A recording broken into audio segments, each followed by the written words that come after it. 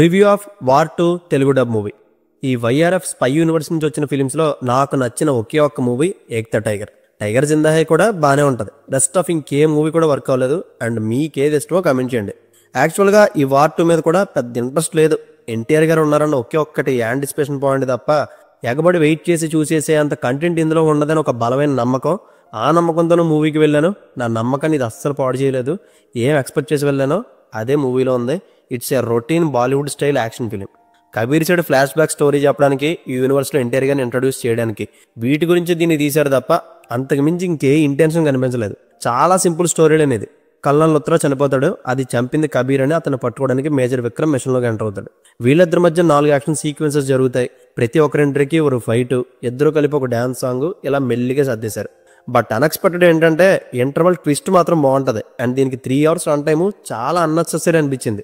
ఇంకా strong villain అంటే ఎవ్వరూ లేరు ఇందులో. అస్తమాను ఖలీలనో ఎవడో ఒకటి పేరు 100 సార్లు చెప్తుంటారు. కానీ వాడు మాత్రం సినిమా అయిపోతున్నా సరే కనిపించడు. మేబీ వార్ 3లో చూపిస్తారేమో.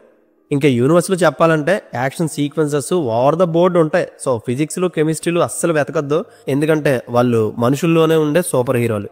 అందుకే నేను దాన్ని కంప్లైంట్లో చెప్పట్లేదు. కానీ ఈ సీక్వెన్సెస్ నమ్మేలా లేకపోయినా చాలా బాగా ఎగ్జిక్యూట్ చేస్తారు. నాకు నచ్చాయి అవి.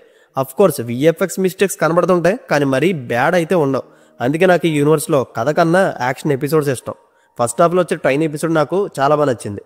And to be frank, teaser చూసి ఎన్టీఆర్ గారు హృతిక్ ముందు నిలబడతారా అనుకున్నా, కానీ హీ ప్రూవ్ మీ రాంగ్. అసలు ఆ రిమార్కే కనిపించలేదు. ఇద్దరి మధ్య కాంబినేషన్ సీన్స్ అన్నీ బాగా వర్కౌట్ అయ్యాయి. అయాన్ ముఖర్జీ ఇద్దరు హీరోని చాలా బాగా డీల్ చేశారు. ఎవరికి ఇవ్వాల్సిన ఎలివేషన్లు, ఎమోషన్లు ఇద్దరికి సమానంగా పనిచేశారు. అండ్ ఎన్టీఆర్ గారి క్యారెక్టరైజేషన్ ఫ్రీ ఫ్లోగా ఉండేలా రాసుకున్నారు. వైలెన్స్ విత్ స్లైట్ ఎంటర్టైన్మెంట్ ఆయన క్యారెక్టర్ నుంచి వస్తుంది.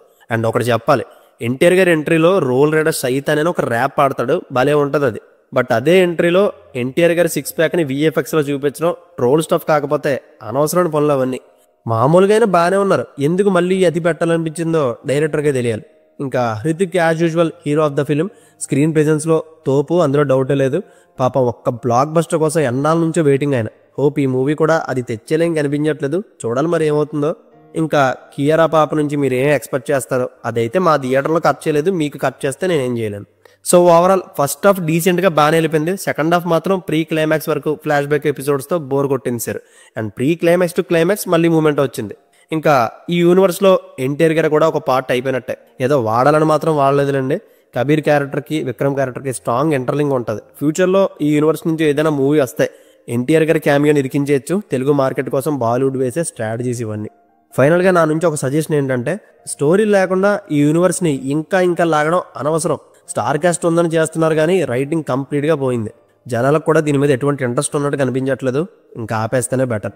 ఎనీవేస్, చూడాలనుకున్న వాళ్ళు చూడండి, యాజ్ యువర్ విష్. అండ్ ఈ మూవీకి నేను ఇస్తున్న rating 2.5 out of 5. See you in the next video. Take care friends and thank you.